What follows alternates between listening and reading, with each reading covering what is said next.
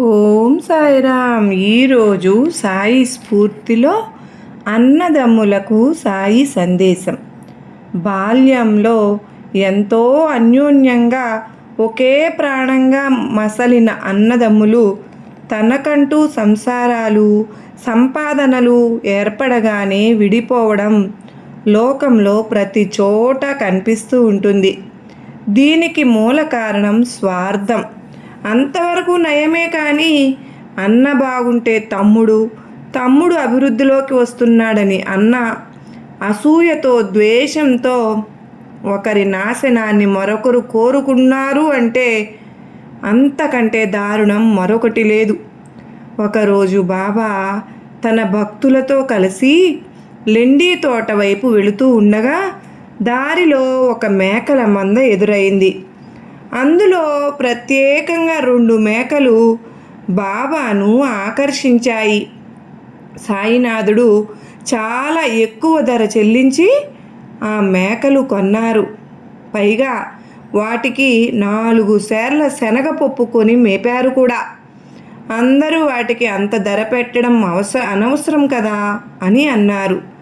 బాబా మేకలను యజమానికే తిరిగి ఇచ్చేశారు.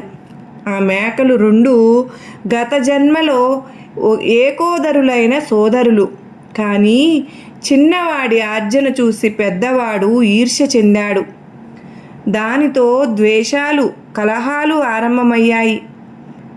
ఆ కలహాలకు పరాకాష్ఠగా ఆ అన్నదమ్ములు ఒకరినొకరు చంపుకున్నారు. ఒక తల్లి రక్తం పంచుకుని పుట్టి కూడా వారిద్దరూ పరమ మూర్ఖులై పోట్లాడుకున్నారు. జంతువులకు లాగా ప్రవర్తించారు. తత్ఫలితంగా జంతు జన్మ సంప్రాప్తించింది.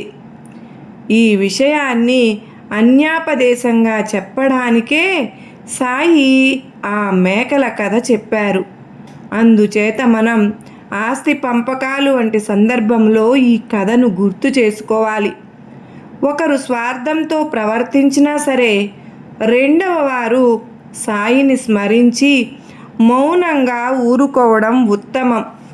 మనకు బాబావారు ఇలాంటి సందర్భాలలో సమయానుకూలంగా ప్రతి ఒక్కటి ఎవరికి ఏది అవసరమో వారి దాకా ఆ సమయానికి అందజేసే సూచనలు మనకు తెలియజేస్తూ ఉంటారు. దానిలోని అంతరార్థాన్ని మనం గ్రహించి సాయినాథుని బాటలో నడిస్తే మన జీవితం పూల బాటలాగా మారుతుంది. సర్వే జనా సుఖినో భవంతు.